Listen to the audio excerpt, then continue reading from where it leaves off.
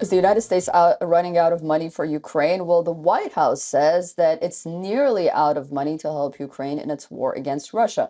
White House Budget Director Shalanda Young warned that the United States is running out of time and money to help Ukraine. Back in October, the Biden administration asked Congress for nearly $106 billion to fund military plans for Ukraine, Israel, and the U.S. border.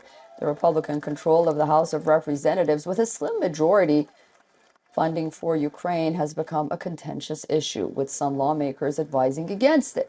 The White House budget director has written to House Speaker Mike Johnson and other congressional leaders, warning that cutting off funding and weapons to Ukraine will increase the likelihood of a Russian victory. The White House language dramatically ramps up pressure to get Ukraine funding approved by the end of the year. Just like last week, U.S. officials remain confident that funding for Ukraine would continue for as long as it takes. U.S. Secretary of State Antony Blinken ruled out any war fatigue among allies of Ukraine. To President Biden. I heard no sense of fatigue or falling back. On the contrary, a determination to continue to press forward. And there's a good reason for that. I think every ally recognizes that this is a matter not only of doing the right thing, it's a matter of self-interest, including for the United States. A halt in assistance will cause significant issues for Ukraine. Kyiv has been heavily dependent on the U.S. after the Russian invasion last February. Crucially, the U.S. aid has kept the Ukrainian economy afloat.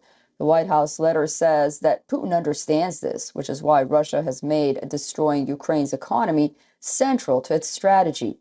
It's been almost a year since Congress passed additional aid for Ukraine. Lawmakers are working to try to get a deal that will deliver funds before the year's end. Biden's proposal aid package could hit the Senate floor as soon as this week, but Senate Republicans are determined that the proposal will not get the 60 votes it needs to move forward. NATO Secretary General Jens Stoltenberg warned the Western military alliance that it should be ready for bad news from Ukraine.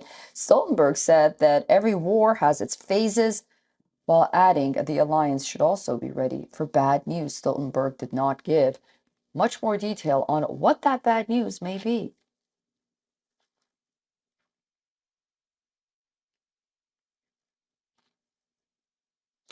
For more on this, we are being joined by Mr. Joachim Bitterlich, a former German ambassador to NATO and a former European diplomatic and security advisor to German Chancellor Helmut Kohl.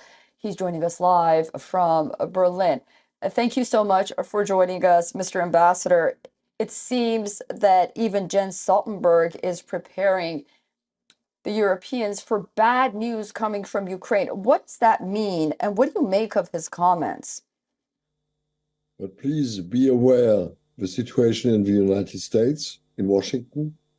The administration is not sure to get the necessary means to continue with the military support in favor of Ukraine from Congress.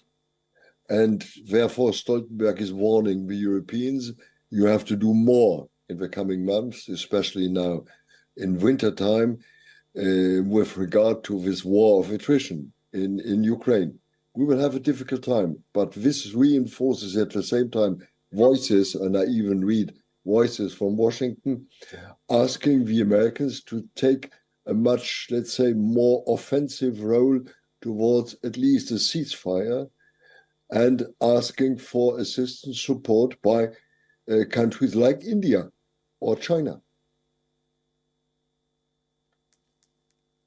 And how serious could it be for Kyiv if the funds dry up from Washington, notably? Well, it's easy. In this war of attrition, you need huge amounts of ammunition. The Europeans have not enough. They try to get more and more. Therefore, decisions in the EU in the last weeks have been, let's say, focusing on that subject.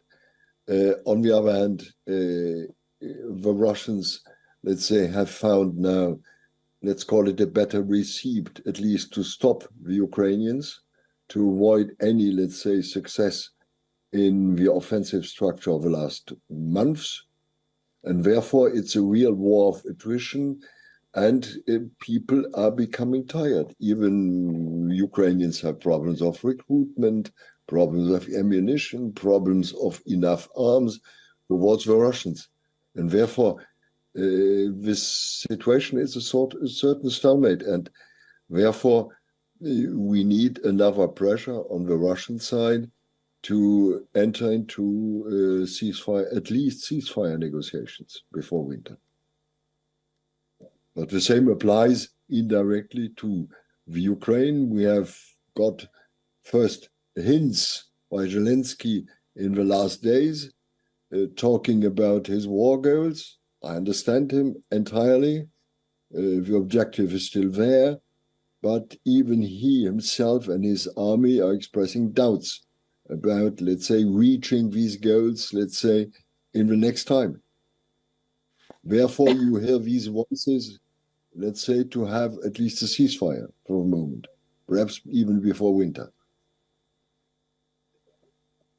It's a certain fatigue All right. of the war. Well, we'll be watching. In the US and elsewhere.